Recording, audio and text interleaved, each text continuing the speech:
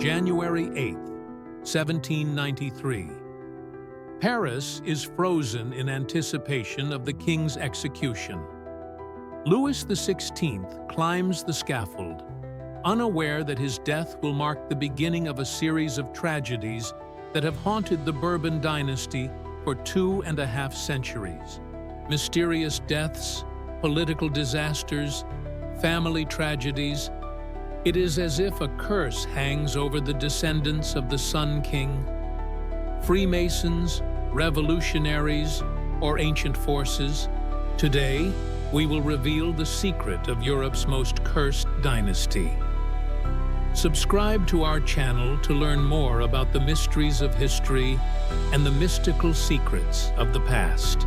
And in the comments, discuss whether you believe in the existence of curses or whether the tragedies of the Bourbons have rational explanations.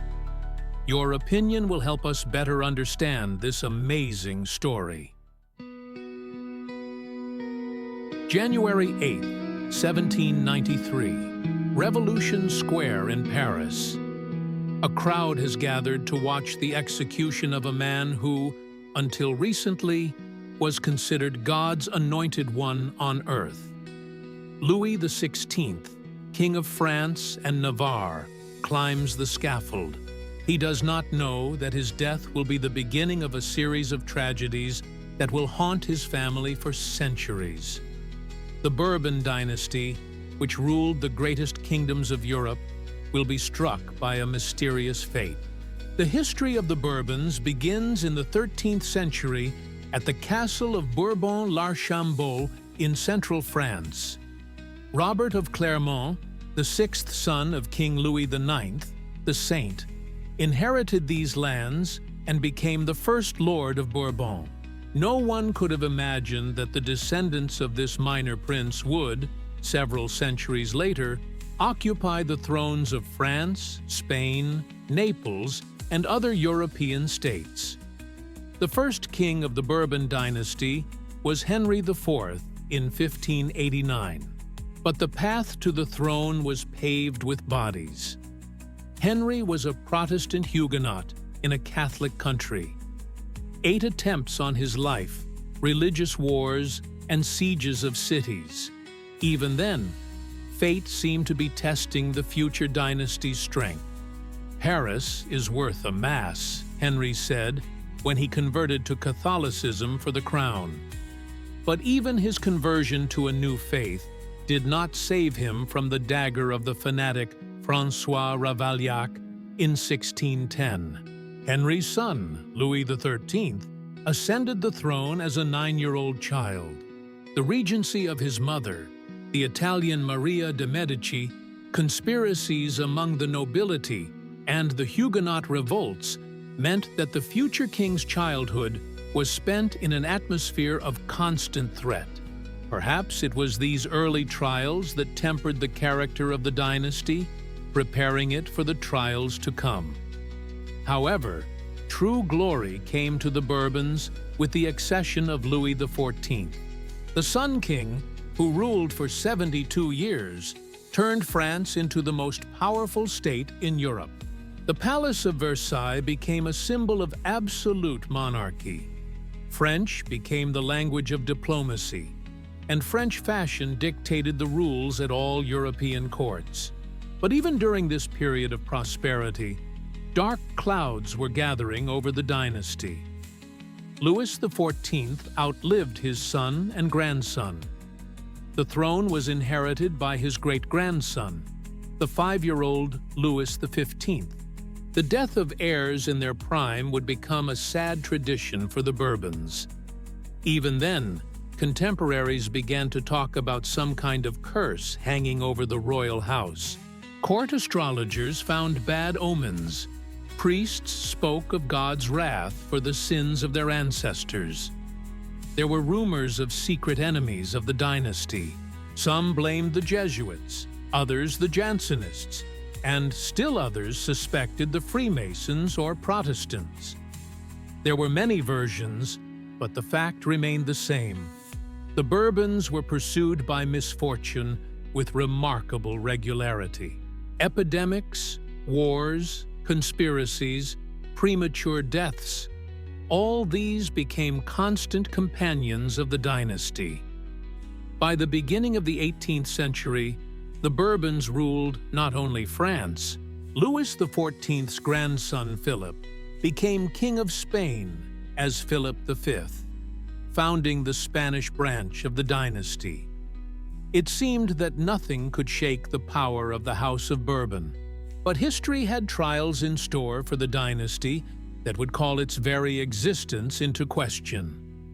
Louis XIV went down in history as the Sun King, but few know that his long reign began with a series of mystical omens. On the day of his birth, September 5, 1638, an unusual solar eclipse was observed over Paris. The court astrologers interpreted this in different ways. Some saw the eclipse as a sign of great glory, while others warned of coming trials for the dynasty. The childhood of the future Sun King was overshadowed by the Fronde, a civil war that nearly overthrew the royal power. 10-year-old Louis was forced to flee Paris in his nightshirt when rebellious parliamentarians and princes of the blood rose up against the regency of his mother, Anne of Austria. These childhood memories of fear and humiliation forever shaped the character of the future monarch and his distrust of the aristocracy. Cardinal Mazarin, the first minister and mentor of the young king, often repeated, "Dynasties fall not from external enemies, but from internal strife." These words would prove prophetic for the entire history of the Bourbons. It was precisely the betrayal of loved ones, conspiracies by relatives, and intrigues by courtiers that would become the main threat to the royal family over the following centuries. When Louis assumed personal power in 1661, he swore never to trust anyone with the government of the state. "I am the state," he allegedly said, although historians argue about the authenticity of this phrase. But it accurately conveys the essence of the king's policy. Absolute power was supposed to protect the dynasty from internal enemies, but at the same time made it hostage to the personal qualities of the monarch. The construction of Versailles became not only a symbol of power, but also a clever trap for potential conspirators. Louis turned the French nobility into courtiers dependent on royal favors. Every morning, a complex ceremony called Le Verre du Roi took place in the king's bedroom. The right to hand the king his shirt or hold his wash basin was considered a great honor. But behind the glittering ceremonies lay a system of total control. However, even absolute power could not protect the dynasty from personal tragedies. Louis XIV outlived almost all of his children and grandchildren.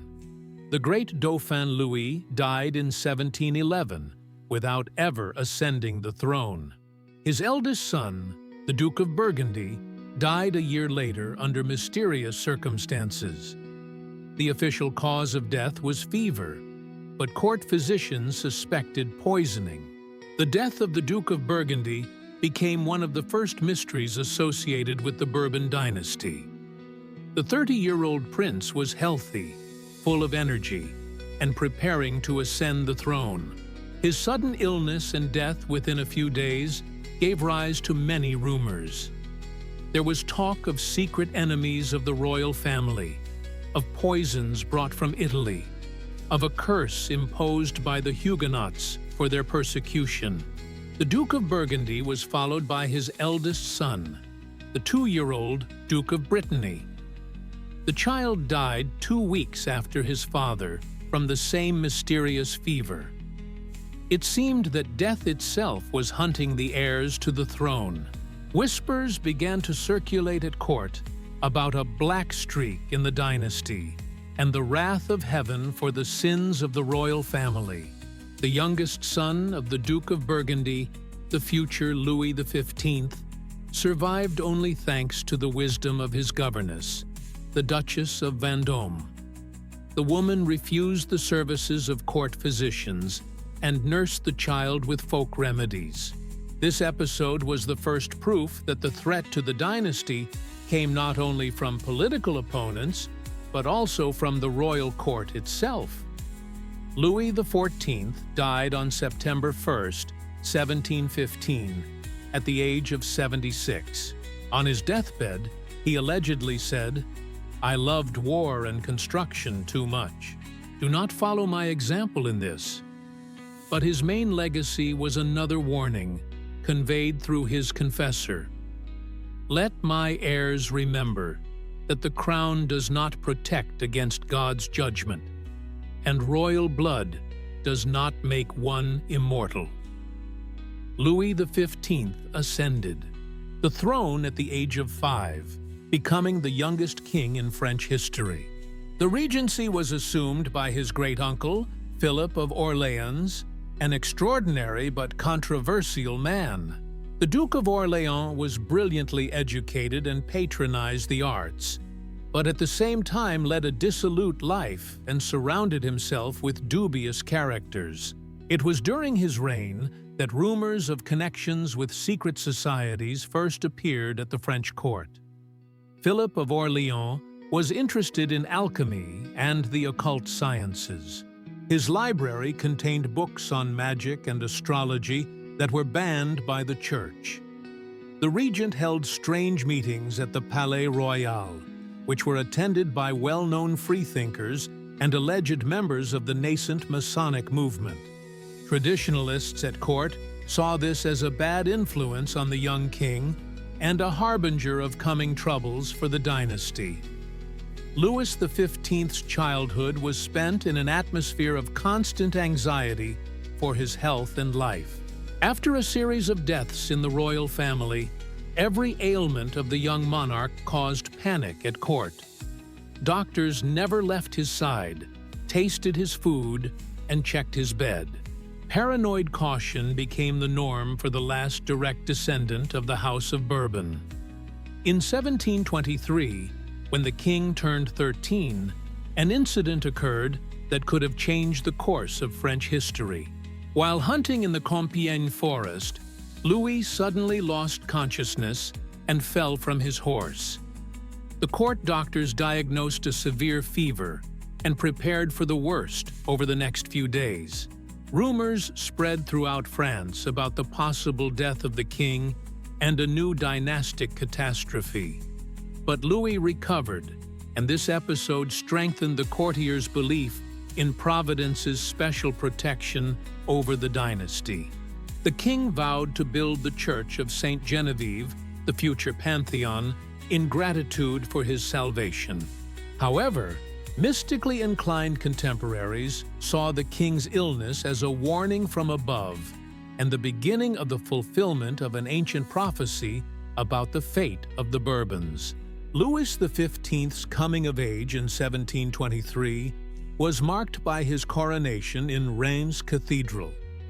The ceremony was conducted according to an ancient ritual symbolizing the divine origin of royal power. But even then, observant contemporaries noticed changes in the people's attitude toward the monarchy.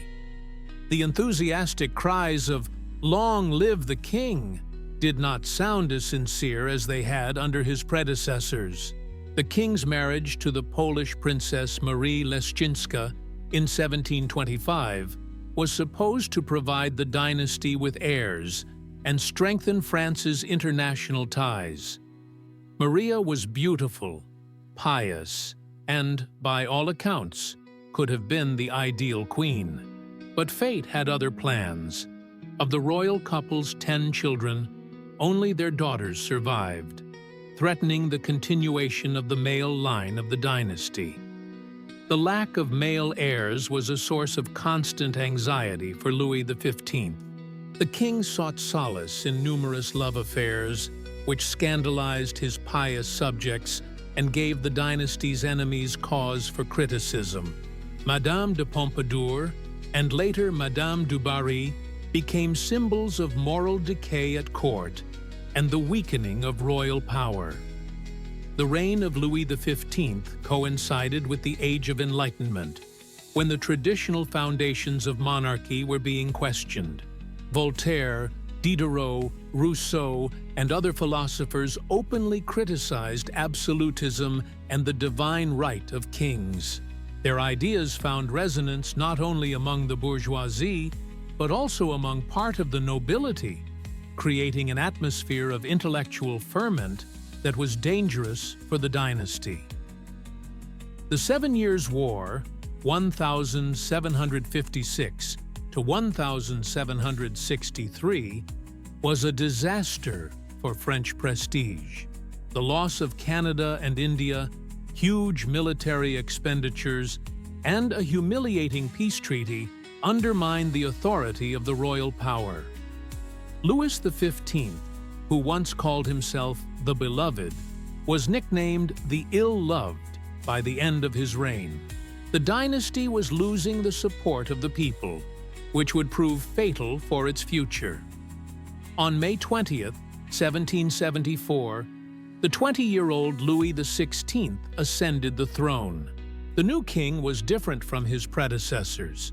He was pious, modest in his lifestyle, and more interested in crafts than court intrigues. His contemporaries saw him as the hope for the revival of the dynasty's prestige. But history had a test in store for the Bourbons that would prove stronger than all previous ones. The marriage to the Austrian Archduchess Marie Antoinette in 1770 seemed like a triumph of dynastic politics.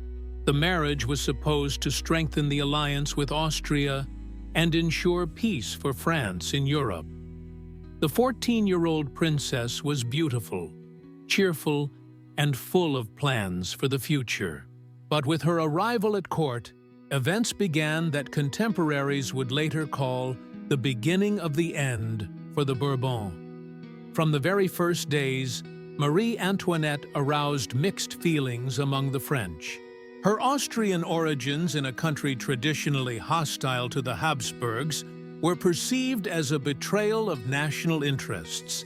The young queen did not understand the subtleties of French etiquette and violated the centuries-old traditions of Versailles, which shocked the conservative courtiers. She was called l'Autrichienne, the Austrian, and this nickname eventually took on an ominous connotation. The financial crisis inherited from previous reigns required decisive reforms. Louis XVI appointed Swiss banker Jacques Necker as Controller General of Finances, which caused outrage among the French aristocracy. Attempts to tax the privileged classes were met with fierce resistance from parliaments and the higher clergy.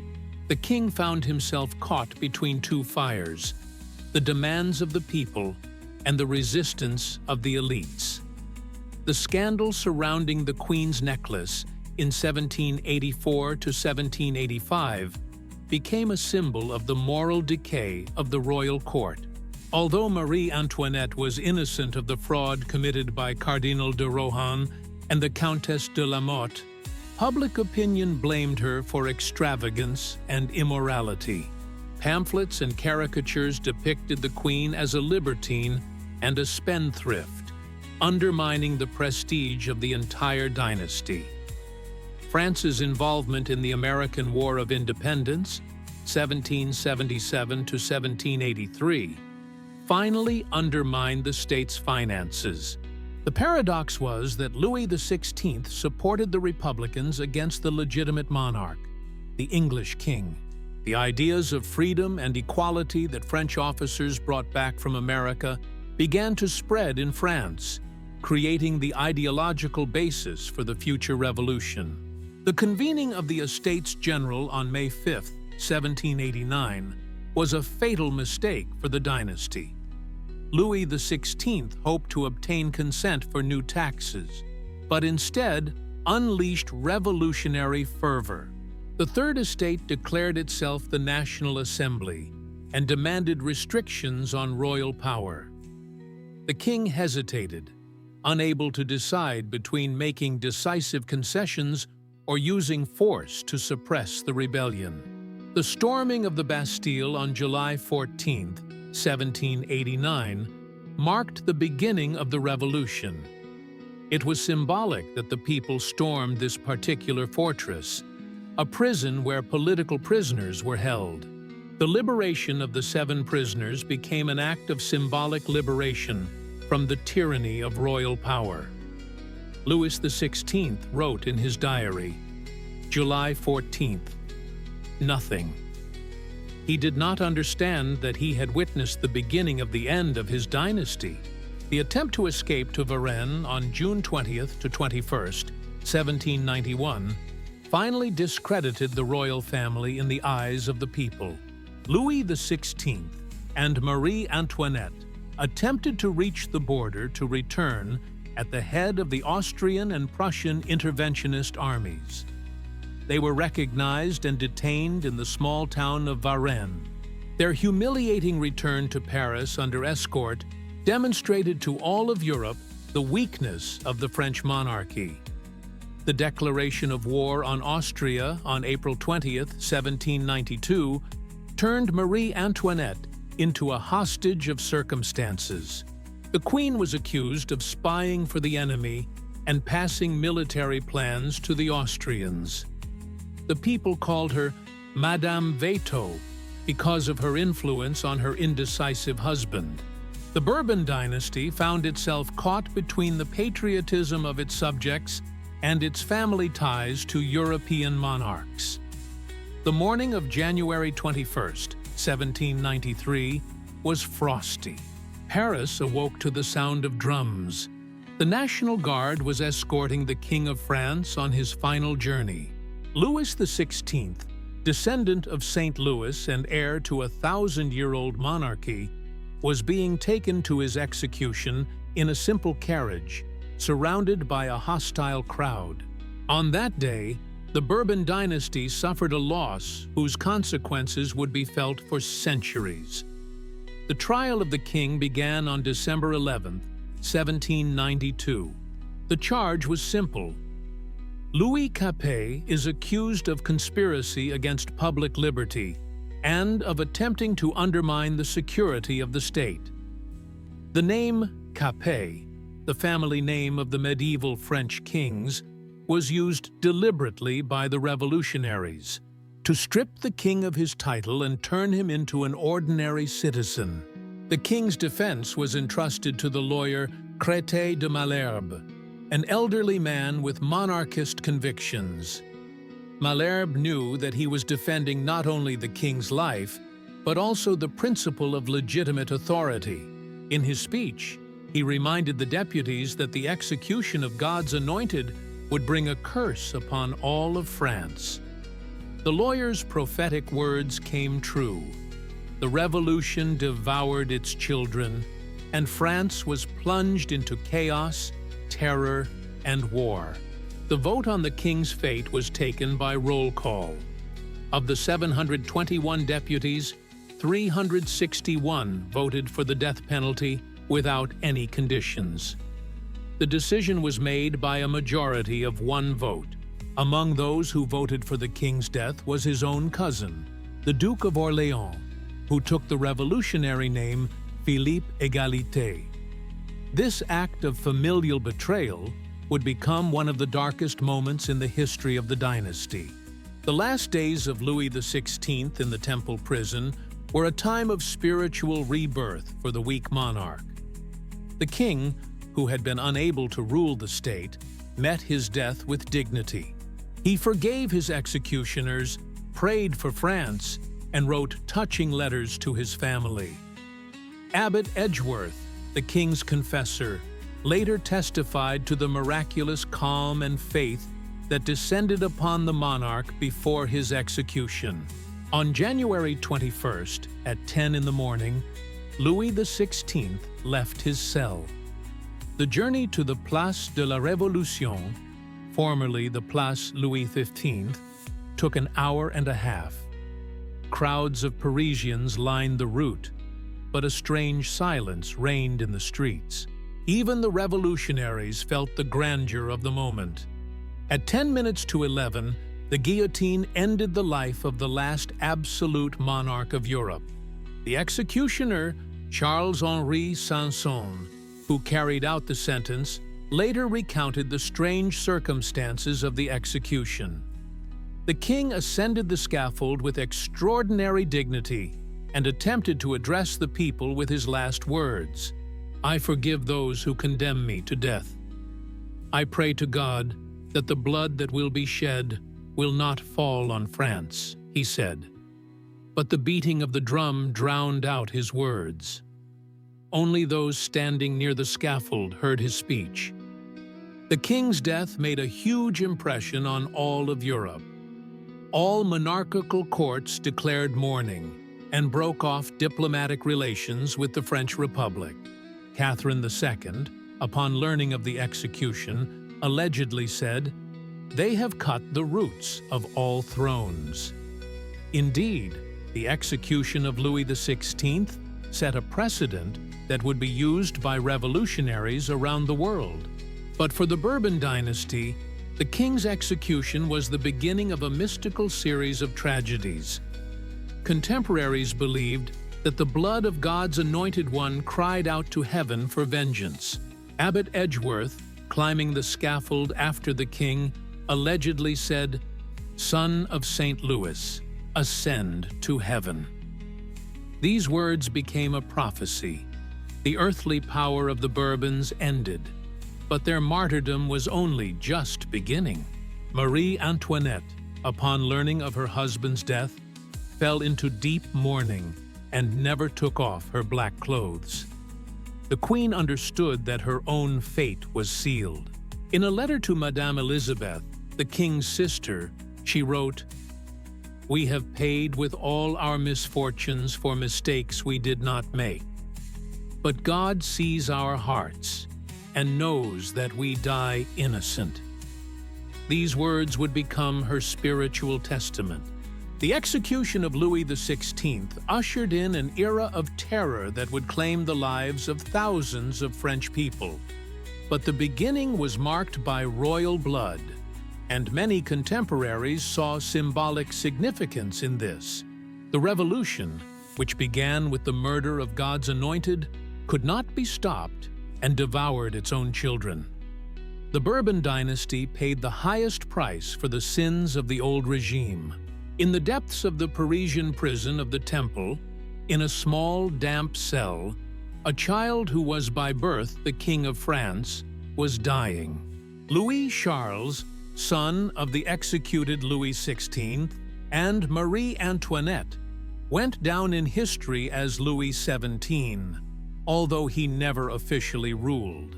His death on June 8, 1795, at the age of 10, became one of the most tragic and mysterious pages in the history of the Bourbon dynasty. After his father's execution, the 8-year-old Dauphin automatically became king in the eyes of monarchists around the world. But for the revolutionary government, he was just the son of Capet, a dangerous symbol around whom the enemies of the Republic could rally. The Committee of Public Safety decided to re-educate the boy, entrusting this task to Antoine Simon, a shoemaker known for his Republican beliefs. Simon and his wife were supposed to turn the prince into a true sans-culotte, a simple citizen of the Republic. The boy was forced to wear a red Phrygian cap, sing revolutionary songs, and curse his parents. Eyewitnesses reported that the child quickly lost his royal manners and picked up the rude habits of his jailers. But it proved impossible to turn a prince of royal blood into a commoner. In January 1794, Simon was removed from his duties as guardian, and the boy was placed in solitary confinement. Officially, this was explained by concerns for the prisoner's safety. But in reality, the authorities decided to get rid of a living symbol of the monarchy. Louis XVII found himself walled up in a stone sack, deprived of human contact and basic care. The little king's conditions were appalling even by the standards of the time. The 10-square-meter cell was not ventilated for months. The windows were boarded up, allowing only dim light to pass through. The boy received meager food through a small window in the door and had no opportunity to wash or change his clothes. Gradually, his health began to deteriorate under the influence of unsanitary conditions. Mysterious circumstances surround the last months of Louis XVII's life. In March 1795, he was assigned a new guard, Laurent, who later reported the boy's strange behavior. The child would sit motionless for hours, refusing to eat and not answering questions. At times, he would fall into a trance-like state and whisper incomprehensible words. Dr. Pierre-Joseph Decoeur, who examined the prisoner in May 1795, was shocked by his condition. In his medical report, he wrote, "The child is extremely emaciated, covered with ulcers and tumors. His mental state is cause for serious concern. He does not respond to external stimuli and appears deeply traumatized." The doctor predicted the boy's imminent death if his conditions of confinement did not change dramatically. Louis XVII's death came suddenly, although his agony lasted several weeks. On June 8, 1795, at 3 o'clock in the afternoon, guards discovered the boy's lifeless body in his cell. The official conclusion named scrofula and exhaustion as the cause of death, but many contemporaries suspected poisoning. The death of the last direct heir to the deposed dynasty was too convenient for the authorities. The little king's body was secretly buried in the cemetery of St. Margaret, without any ceremony. The grave was not marked with a monument, which gave rise to numerous legends about the miraculous rescue of the Dauphin. Over the next few decades, more than 40 impostors claimed to be the surviving Louis XVII.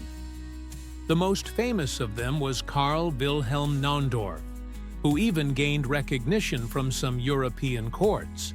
The mystery of Louis XVII gave rise to many conspiracy theories.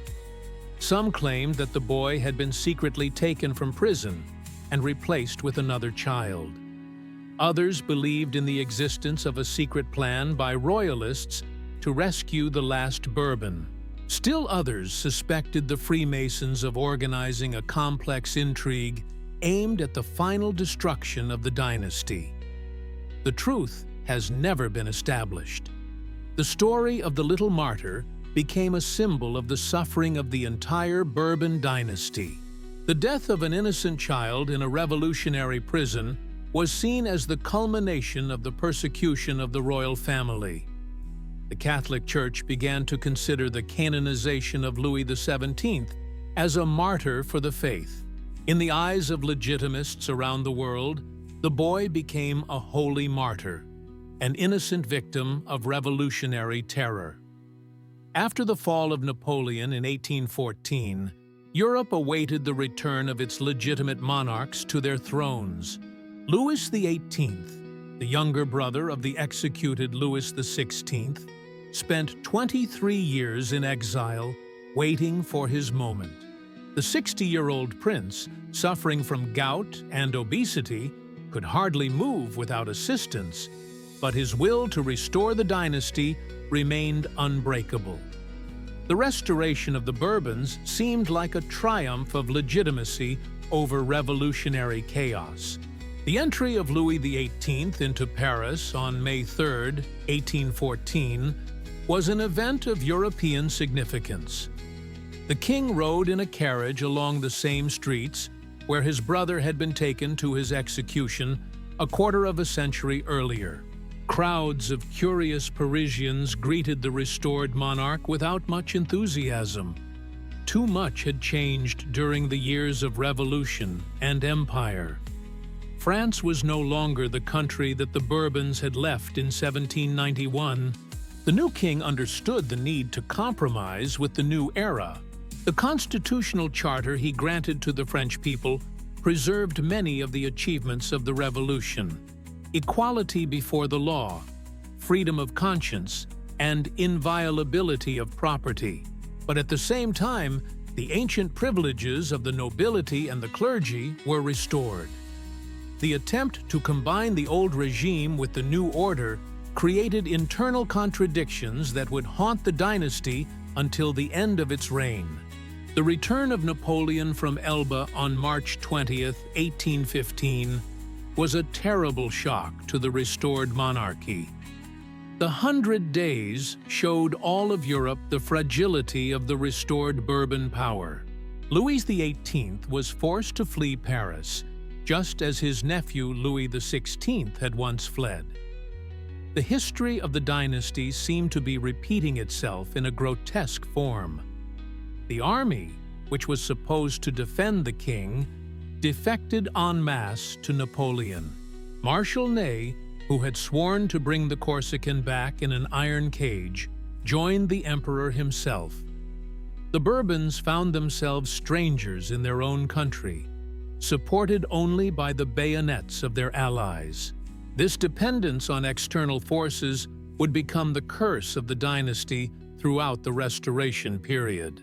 After Napoleon's final defeat at Waterloo on June 18, 1815, Louis XVIII returned to Paris in the wake of foreign armies, as his opponents put it.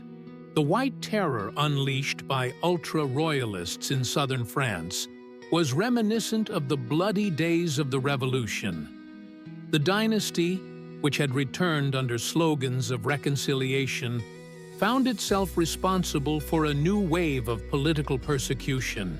The assassination of the Duke of Berry, the king's nephew, and the dynasty's last hope for direct succession, on February 13, 1820, was a new tragedy for the Bourbons. Louis-Pierre Louvel, a fanatical Republican, stabbed the prince with a dagger as he left the opera. As he died, the Duke of Berry uttered words that would become a symbol of the dynasty's suffering. "I forgive my murderer, but France will never forgive this crime." The death of the Duke of Berry gave rise to new mystical interpretations of the fate of the Bourbons. The prince was killed in a theater, just as his ancestor Henry III had been killed by Jacques Clément. The dagger, a traditional weapon of regicides, had once again struck a member of the dynasty. Contemporaries saw in these coincidences the work of fate pursuing the royal house. The miraculous birth of a son to the widow of the Duke of Berry, 7 months after her husband's death, gave the dynasty new hope. Henri, Duke of Bordeaux, became the miracle child, the last chance for the direct line of the Bourbons to continue. But this boy, like all the heirs of the dynasty, would be pursued by misfortune and strange circumstances. The death of Louis XVI on September 16, 1824, from gangrene was painful and prolonged. The king, once distinguished by his wit and education, had in his later years become a frail old man, unable to control the ultra-royalist party. His brother and heir, the Count of Artois, the future Charles IX, represented the extremely conservative wing of the dynasty and was determined to take revenge for the years of the Revolution. The accession of Charles IX on September 29, 1848, marked the beginning of the final act of the tragedy of the senior branch of the Bourbons. The new king, a participant in the counter-revolutionary emigration, dreamed of the complete restoration of the old regime. His coronation in Reims Cathedral, according to medieval rites, seemed anachronistic in an age of steam and electricity. The dynasty was preparing for its final battle with the spirit of the times. While the senior branch of the Bourbons was fighting for survival in France, their Spanish cousins were experiencing equally dramatic events. The history of the Spanish Bourbons began in 1701, when Louis XIV's grandson, Philip of Anjou, became King of Spain under the name Philip V. But from the very beginning, this branch of the dynasty faced problems that would prove fatal for the entire House of Bourbon. The War of the Spanish Succession, 1701 to 1714, nearly deprived Philip V of the throne before he had even managed to secure it. A European coalition led by Austria and England did not want to see a representative of the French dynasty on the Spanish throne. Archduke Charles of Austria was proclaimed the alternative King of Spain, and the country plunged into civil war. A strange feature of the Spanish Bourbons became apparent with the first king: a tendency toward mental illness and eccentric behavior.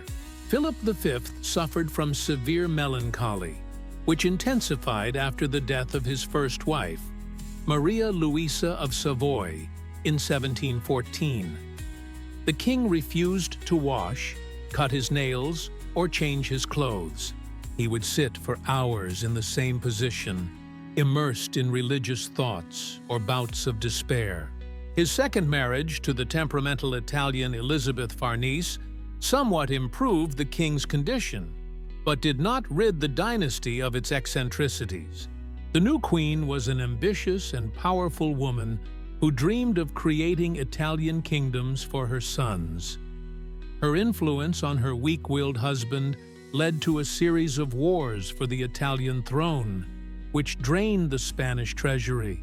Ferdinand VI, son of Philip V from his first marriage, inherited not only the crown from his father, but also a predisposition to mental illness. His reign, 1746 to 1759, was marked by periods of deep depression and religious mania. After the death of his beloved wife, Barbara of Portugal, the king fell into madness and died childless, leading to a new dynastic crisis. Charles III, Ferdinand's half-brother, was a more balanced ruler, but his family was not spared misfortune. Prince Felipe, his eldest son and heir, suffered from epilepsy and mental retardation. This was officially concealed, but the court physicians were desperate about the future king's condition. In 1767, the prince was secretly stripped of his right to the throne, which was to pass to his younger brother, Carlos. Napoleon's invasion of Spain in 1808 was a disaster for the Spanish Bourbons. Charles IV and his son Ferdinand VII were lured to Bayonne, where the French emperor forced them to abdicate the throne. The Spanish throne was handed over to Napoleon's brother Joseph Bonaparte, and the legitimate kings were imprisoned in golden cages in French castles.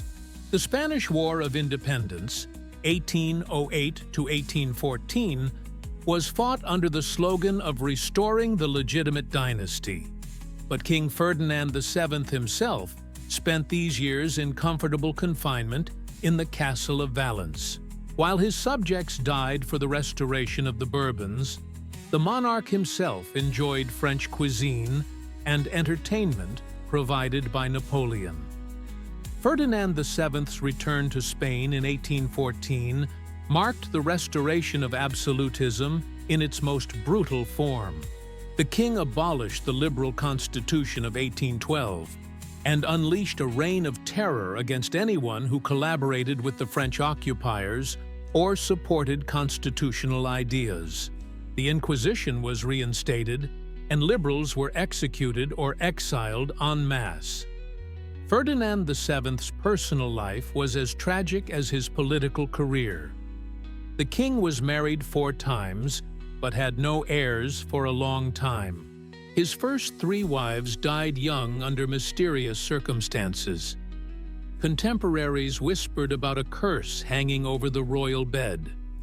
Only his 4th wife, Maria Cristina of Naples, was able to bear him children, 2 daughters. The birth of Infanta Isabella in 1830 presented the dynasty with a new problem. The Salic law, which had been in force in Spain since 1713, prohibited women from inheriting the throne. But the king had no sons, and his brother Don Carlos was so unpopular that his accession threatened civil war. Ferdinand abolished the Salic law, making his daughter heir, but this move split the dynasty in two. The death of Ferdinand VII on September 29, 1833, marked the beginning of a long civil war between supporters of the young Queen Isabella II and her uncle Don Carlos. The Carlist Wars, which continued intermittently for almost half a century, became the Spanish version of the curse of the Bourbons. The dynasty fought against itself, spilling royal blood on the battlefields. The Carlist Wars were the bloody culmination of the curse that hung over the Spanish Bourbons. The First War, 1833 to 1841, turned Spain into a battlefield between two branches of the same dynasty. Don Carlos, brother of the late Ferdinand VII, refused to recognize the abolition of the Salic law and proclaimed himself the legitimate king under the name Carlos V. Don Carlos's supporters, the Carlists, represented traditional Catholic Spain and advocated the preservation of the fueros, ancient privileges of the provinces, and absolute monarchy. Their opponents, the Cristinos, supported the regency of Queen Mother Maria Cristina and the rights of the young Isabella, and were oriented toward liberal reforms and a constitutional monarchy. The dynastic dispute turned into an ideological war that divided Spanish society. The war was particularly brutal. Carlist guerrillas controlled the mountainous regions of Navarre, Aragon, and Catalonia, from where they raided government troops. The liberals responded with equally brutal repression against the civilian population suspected of supporting the pretender. Priests blessed weapons on both sides, turning the civil war into a religious conflict. General Rafael Maroto, commander-in-chief of the Carlist army, wrote bitterly to Don Carlos, "Your Majesty, we are fighting against our own people in the name of a dynasty that cannot come to an agreement. The blood of Spaniards flows like a river, while the Bourbons argue over the crown, over the corpses of their subjects." These words reflected the tragedy of the situation. The dynasty was destroying its own country. The siege of Bilbao in 1836 to 1837 was particularly symbolic. The city, defending the rights of the young queen, withstood a long blockade by Carlist troops. English and French volunteers fought on the side of the liberals, while Portuguese Miguelists and even some French legitimists fought on the side of the Carlists. The Spanish dynastic war took on a European dimension.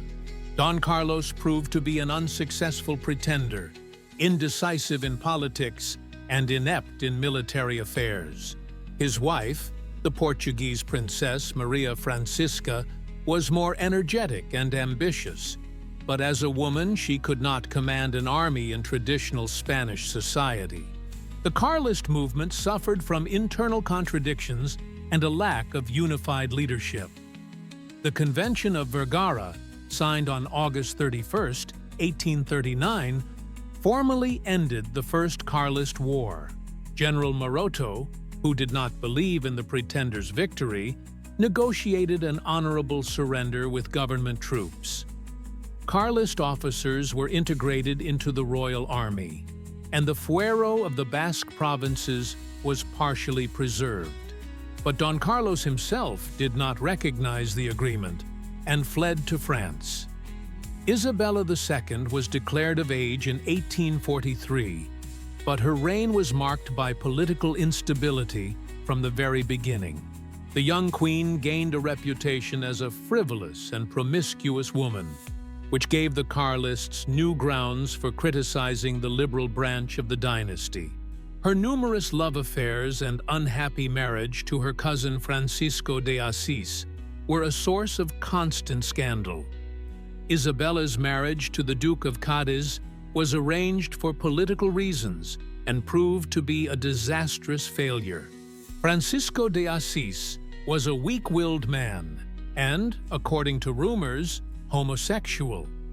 The queen openly took lovers, which scandalized the pious Spaniards and undermined the prestige of the monarchy. The paternity of her children was constantly questioned, which created new dynastic problems. The Second Carlist War, 1846 to 1849, broke out after the failed attempt to marry Don Carlos's son to Infanta Luisa Fernanda, Isabella's sister. The conflict was less extensive than the first, but it showed that the Carlist problem had not been completely resolved. The pretender Carlos Luis, son of Don Carlos, managed to raise an uprising in Catalonia, but it was quickly suppressed by government troops. The Revolution of 1868 marked the end of Isabella II's reign. The military coup led by General Prim and Admiral Topet forced the queen to flee to France. It is a strange pattern that all the Spanish Bourbons ended up in exile sooner or later. The dynasty seemed doomed to wander, unable to find peace on Spanish soil. The provisional government proclaimed Spain a constitutional monarchy, but the search for a new king became a European problem. The candidacy of the Prussian prince Leopold of Hohenlohe almost led to war between France and Prussia. In the end, the Italian prince Amadeo of Savoy was elected, but his reign lasted only 3 years. Spain seemed to reject all monarchs who did not belong to the cursed Bourbon dynasty. After the fall of the First Spanish Republic in 1874, the Bourbons returned to the Spanish throne in the person of Alfonso XII, son of the deposed Isabella II. The young king was raised in England and Austria, received a European education, and seemed capable of modernizing the Spanish monarchy. But even this promising ruler could not escape the tragic fate of his dynasty. The restoration of the monarchy took place under unusual circumstances. Alfonso was proclaimed king not as a result of dynastic succession, but thanks to a military coup by General Martinez Campos in Sagunto on December 29, 1874.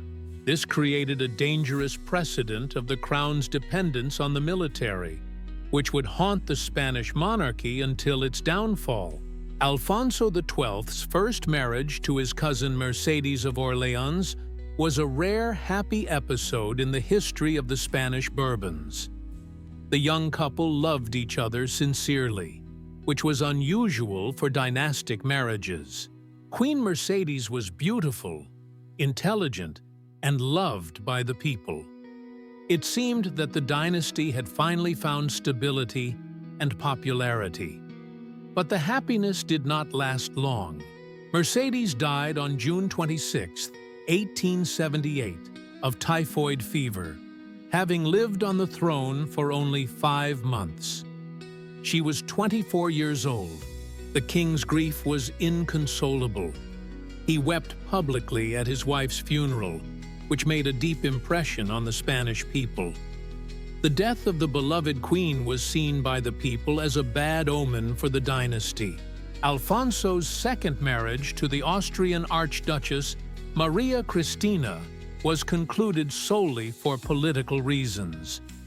The new queen was pious and virtuous, but she could not replace the late Mercedes in the king's heart.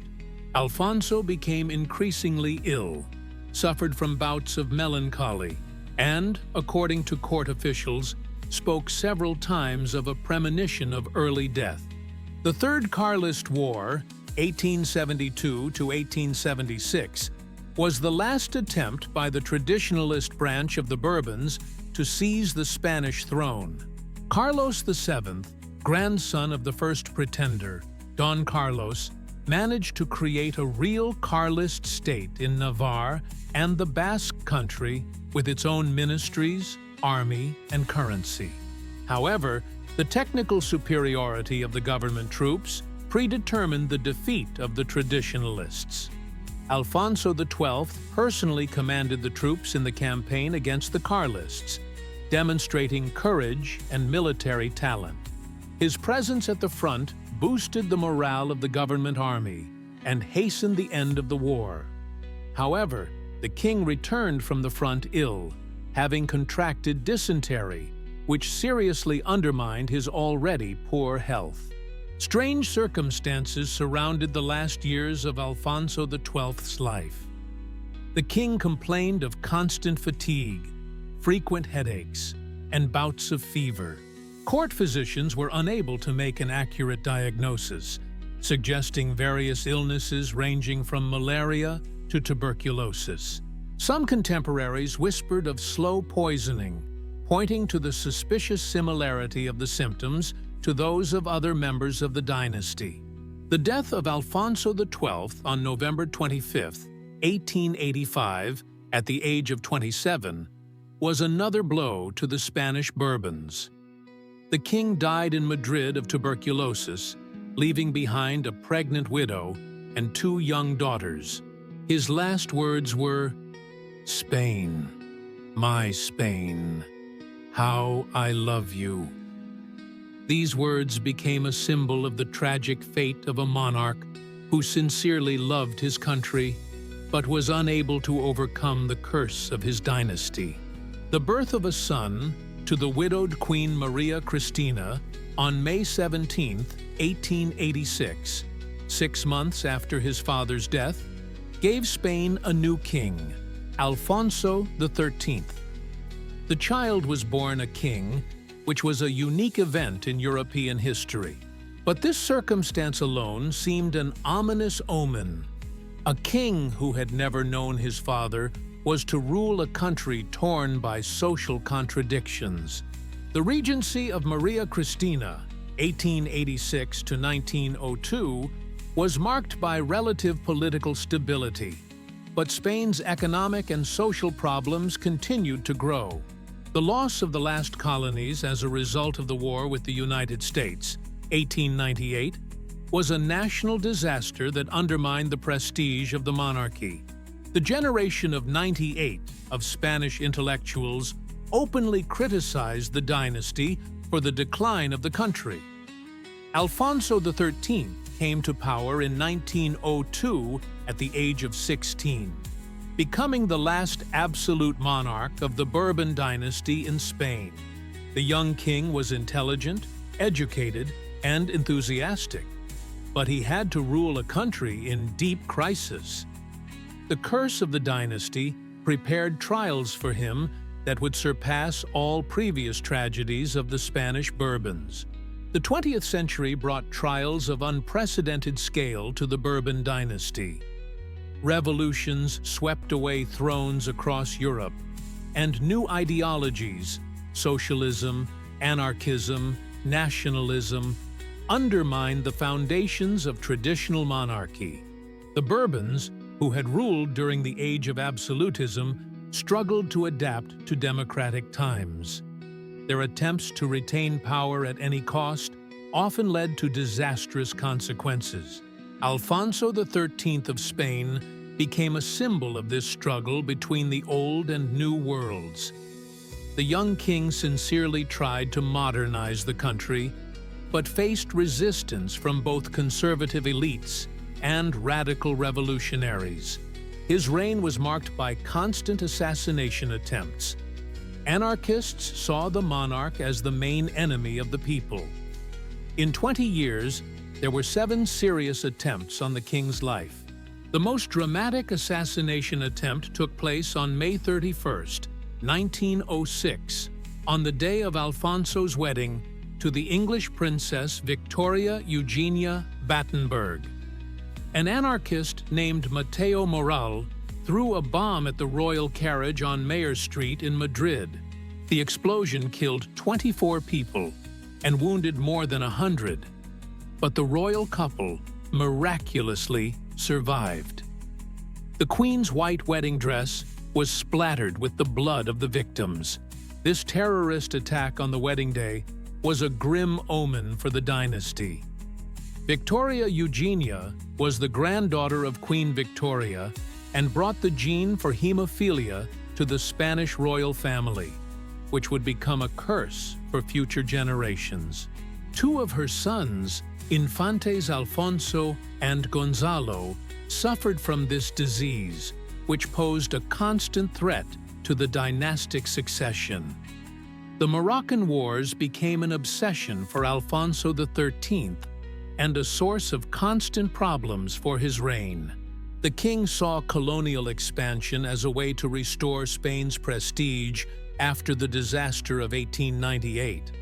But the Moroccan adventure cost Spain enormous losses in terms of human lives and resources, without bringing any real benefits in return. The disaster at Annual in July 1921, when the Spanish army was defeated by the Riffian rebels led by Abd el-Krim, was a disgrace for the dynasty. More than 10,000 Spanish soldiers were killed, and the king himself was accused of incompetent leadership of military operations. Public opinion held Alfonso personally responsible for the tragedy. Growing political instability led to the establishment of the dictatorship of General Primo de Rivera in 1923. Alfonso supported the military coup, hoping to keep the throne. But his alliance with the dictator only discredited the monarchy in the eyes of the democratic forces. When Primo's regime fell in 1930, the king found himself without support. The municipal elections of April 14, 1931, became a plebiscite on the fate of the monarchy. The Republicans won a convincing victory in the major cities, which was interpreted as a rejection of the dynasty. Alfonso realized that his time was up. "I do not want to be the cause of a civil war," he declared in his farewell manifesto before going into exile. The abdication of Alfonso XIII on April 14, 1931, marked the end of nearly 2 centuries of Bourbon rule in Spain.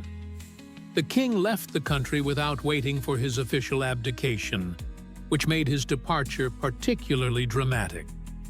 The Spanish Bourbons were once again in exile, but this time it seemed that their return was impossible. The Spanish Civil War, 1936 to 1939, was fought without the participation of the Bourbons, but its outcome determined the fate of the dynasty. Franco, having won the war, did not immediately restore the monarchy, preferring to rule as a dictator. Alfonso XIII died in exile in Rome in 1941, never seeing his homeland again. The death of the last ruling Bourbon of Spain was as tragic as his life. Alfonso died of a heart attack in a Roman hotel, surrounded only by a few loyal servants. His son, the Count of Barcelona, was not recognized by Franco as the legitimate heir. The dynasty that once ruled the world's greatest empire found itself in the position of beggars, waiting for the mercy of a dictator. The tragedy of the Spanish Bourbons was that they were always late with their reforms. When the people demanded a constitution, they insisted on absolutism. When the country needed democracy, they flirted with dictatorship. This inability to feel the spirit of the times became a fatal characteristic of the dynasty, predetermining its downfall. While the Spanish branch of the Bourbons was in its death throes, their French cousins faced the final collapse of their hopes for restoration. The July Revolution of 1830 swept the last legitimate king of the senior branch, Charles X, from the throne. The 3 glorious days of the Paris Uprising put an end to the 1,000-year reign of the descendants of Hugh Capet in France. Charles X, who dreamed of a return to the days of Louis XIV, made a fatal mistake by signing the ordinances of July 25th. These decrees dissolved the newly elected Chamber of Deputies, restricted freedom of the press, and changed the electoral law in favor of the conservatives. The Parisian bourgeoisie saw the ordinances as an attempt at a coup d'état and responded with an armed uprising. 3 days of fighting on the barricades of Paris showed the whole world the weakness of the restored monarchy. Charles X, hiding in Saint-Cloud, wavered between concessions and violent suppression of the rebellion. This indecision, characteristic of many Bourbons at critical moments, sealed the fate of the dynasty. By July 30th, the capital was in the hands of the rebels. A last attempt to save the throne was made through abdication in favor of his grandson, the 10-year-old Duke of Bordeaux, the future Count of Chambord. Charles X signed the act of abdication on August 2nd in Rambouillet, but it was too late. The Chamber of Deputies proclaimed Louis-Philippe, Duke of Orléans, a representative of the younger branch of the Bourbons, which had split from the dynasty in the 18th century, as king. The expulsion of the senior branch of the Bourbons marked the end of an era in European history. Charles X sailed to England on the warship Great Britain, taking with him the last hopes for the restoration of absolute monarchy in France. His grandson, the Duke of Bordeaux, who received the title of Count of Chambord in exile, became a symbol of the legitimist aspirations of French monarchists. The Count of Chambord spent his entire life in exile, refusing to compromise with liberal ideas. He lived in the Austrian castle of Froschdorf as a king without a kingdom, surrounded by courtiers who observed all the ceremonies of Versailles etiquette. This loyalty to principles was admired by some and mocked by others, but made restoration impossible. The Revolution of 1848 gave the Legitimists new hope. The fall of the July monarchy and the proclamation of the Second Republic seemed to pave the way for the return of the White King. But the Count of Chambord stubbornly refused to accept the tricolor flag, insisting on the return of the white flag.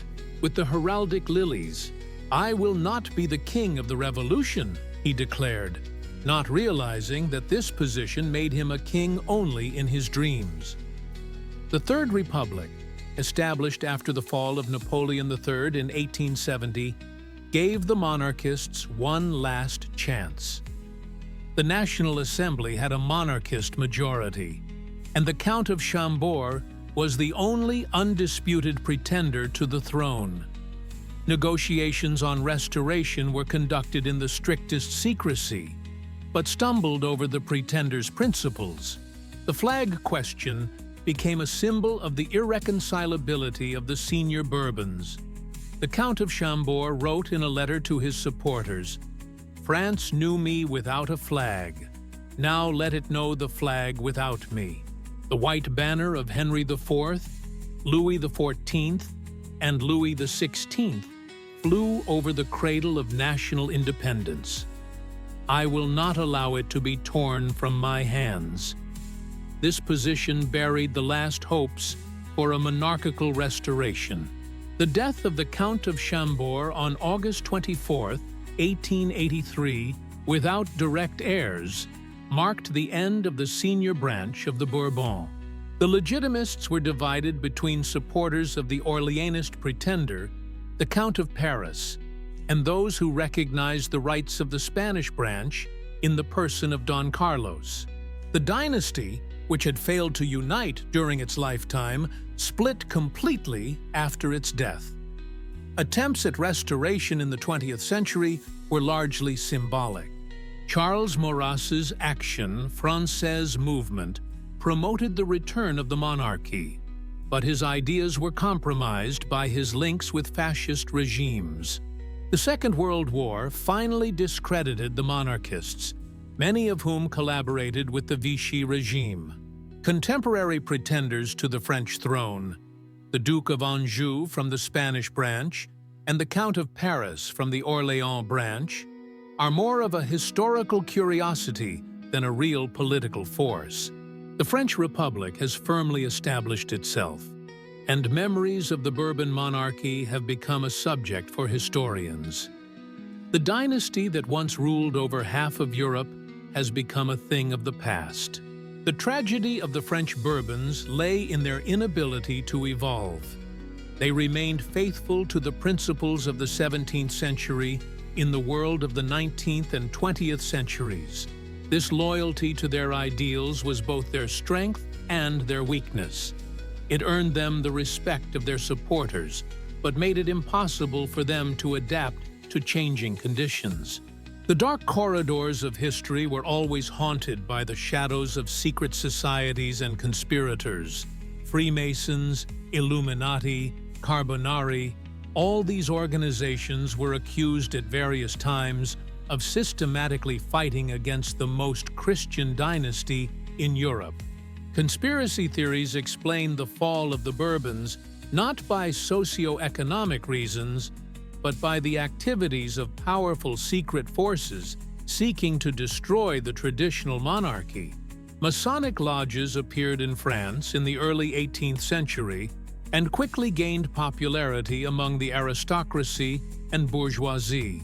The ideas of equality, brotherhood, and natural human rights preached in the lodges objectively undermined the foundations of absolute monarchy. Many prominent figures of the French Revolution, Mirabeau, Danton, Lafayette, were Freemasons, which gave rise to accusations that the order was plotting against the royal power. The Count of Saint-Germain, a mysterious figure of the 18th century, according to legend, predicted the fall of the Bourbon dynasty to Louis XV. This alchemist and adventurer, who claimed to be immortal, allegedly told the king, "Your house will perish at the hands of the people you despise. The blood of your descendants will be spilled on the scaffold." Rationalists explain such prophecies as political insight, but mystically inclined contemporaries saw them as proof of the existence of secret knowledge. The Jesuit order also appears in conspiracy theories, but as a defender of the Bourbons. According to these versions, the Black Papal Guard fought for centuries with the Freemasons for influence over the European thrones. The conflict between the two secret forces allegedly determined the course of history, with the Bourbons merely pawns in this global game. The expulsion of the Jesuits from France under Louis XV is seen as a victory for anti-Christian forces. The Queen's Necklace affair takes on special significance in conspiracy theories. Count Cagliostro, a mystifier and adventurer who was involved in this scandal, was allegedly an agent of a secret organization whose goal was to discredit Marie Antoinette. His connections with Masonic lodges and occult circles were used to accuse him of preparing the revolution. It is symbolic that the scandal broke out on the eve of the convening of the Estates General. The Revolutionary Terror is also interpreted by conspiracy theorists as the result of the activities of secret societies. Maximilien Robespierre, Jacques-Pierre Brissot, and other Jacobin leaders maintained ties with Masonic lodges, which gives rise to theories about the premeditated destruction of the Christian monarchy. The cult of the Supreme Being, introduced by Robespierre, is seen as an attempt to create a new Masonic religion. In these theories, Napoleon Bonaparte is portrayed as a tool of secret forces intended to finally destroy the old order in Europe. His Egyptian campaign is linked to the search for esoteric knowledge and the creation of the continental system to plans to establish world domination by an enlightened elite. The restoration of the Bourbons is interpreted as a temporary concession that allowed the final blow to be prepared against the dynasty. The Carbonari, a secret organization that fought against reaction in southern Europe, is also included in the anti-Bourbon coalition. The uprisings in Naples and Piedmont in the 1820s are seen as part of a general plan to overthrow legitimate monarchies. The Carbonari's links with French liberals and their influence on the July Revolution of 1830 are interpreted as proof of an international conspiracy. Theories of a Jewish conspiracy against Christian dynasties gained particular traction in the 19th century. The Protocols of the Elders of Zion, although a forgery, were used to explain the fall of the Bourbons as the result of the activities of an international financial elite. The Rothschild banking family was accused of financing revolutions and liberal movements with the aim of weakening traditional monarchies.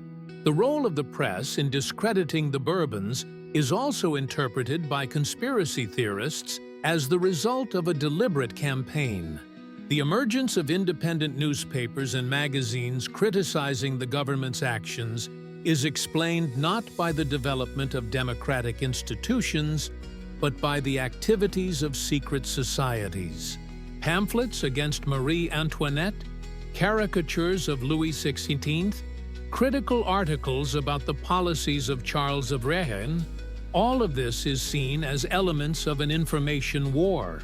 Contemporary conspiracy theories continue to develop these ideas, including the Bourbons in global plans for a world government or a new world order. The collapse of the dynasty is interpreted as a stage in the establishment of the power of international financial and political elites. Symbols of Freemasonry in the architecture of Republican France are seen as signs of the victory of secret forces over the Christian monarchy. Historical science finds no convincing evidence of a single conspiracy against the Bourbon dynasty. The fall of the monarchy is explained by objective socio-economic processes, not the activities of secret organizations. However, conspiracy theories continue to exist, reflecting the human mind's desire to find simple explanations for complex historical processes and to personify the abstract forces of history. Can a dynasty be cursed in the literal sense of the word? Modern science rejects mystical explanations of historical processes, offering rational reasons for the fall of monarchical houses. An analysis of the fate of the Bourbons from the perspective of psychology, sociology, medicine, and genetics provides an opportunity to understand why this dynasty experienced so many tragedies without resorting to supernatural forces. Genetic factors played a significant role in the dynasty's problems. Close marriages, practiced by the European aristocracy to preserve the purity of blood and concentrate wealth, led to the accumulation of harmful mutations.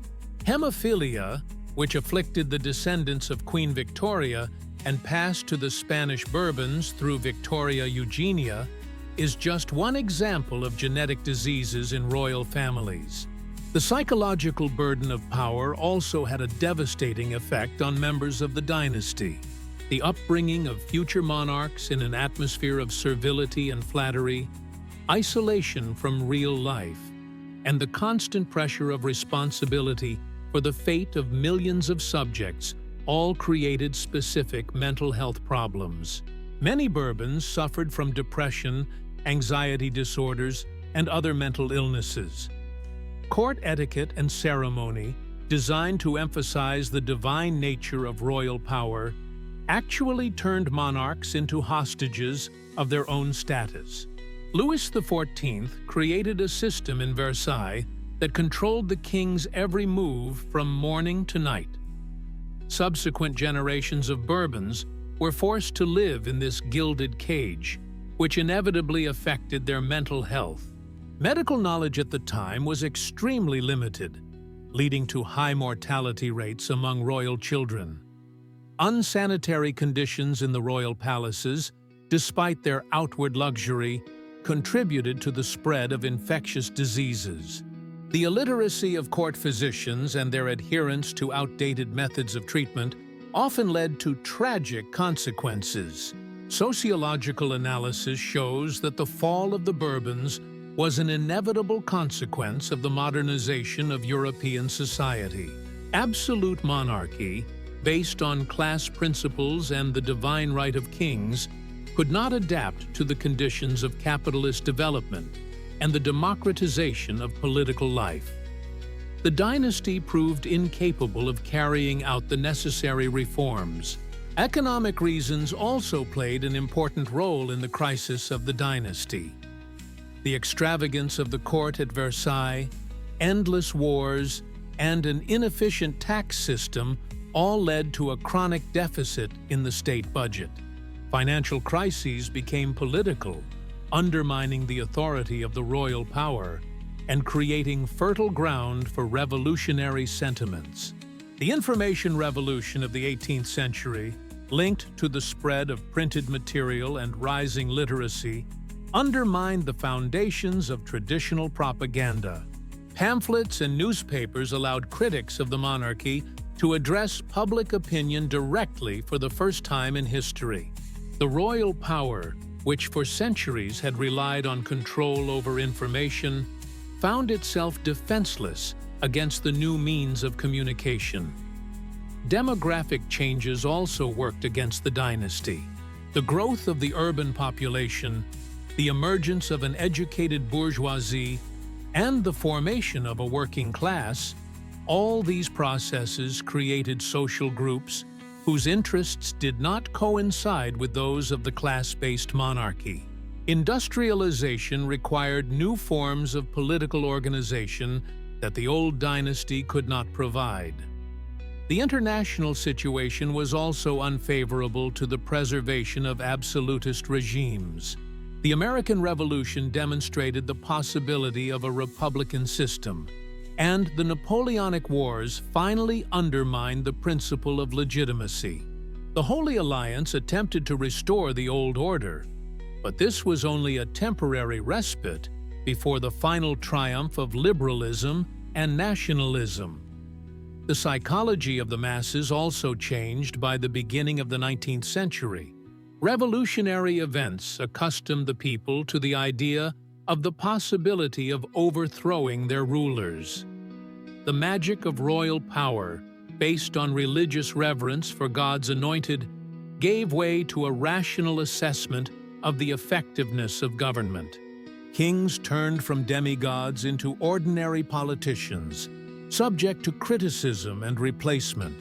Thus, from a scientific point of view, the curse of the Bourbons is a combination of objective factors: genetic, psychological, sociological, economic, and political.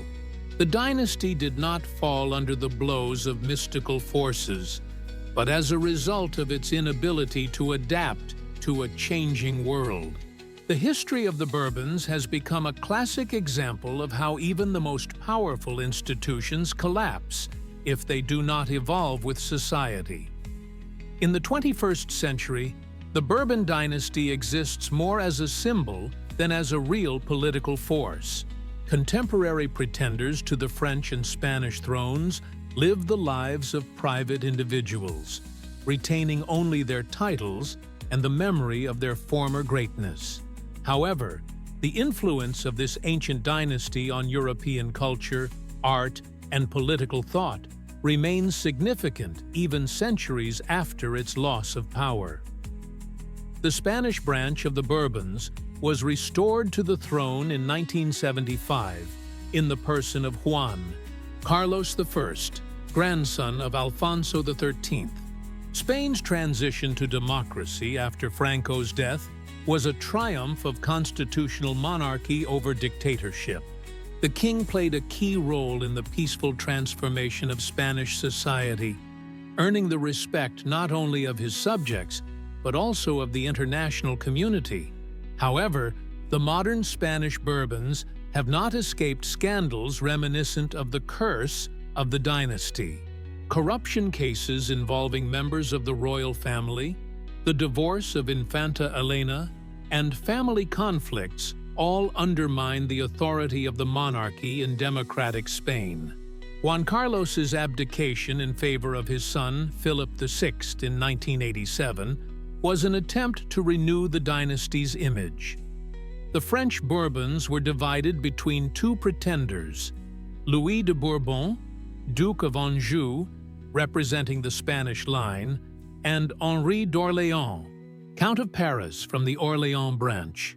Their disputes over legitimacy seem anachronistic in Republican France, where monarchist sentiments are virtually non-existent. Nevertheless, both pretenders maintain court ceremonies and bestow titles on their supporters.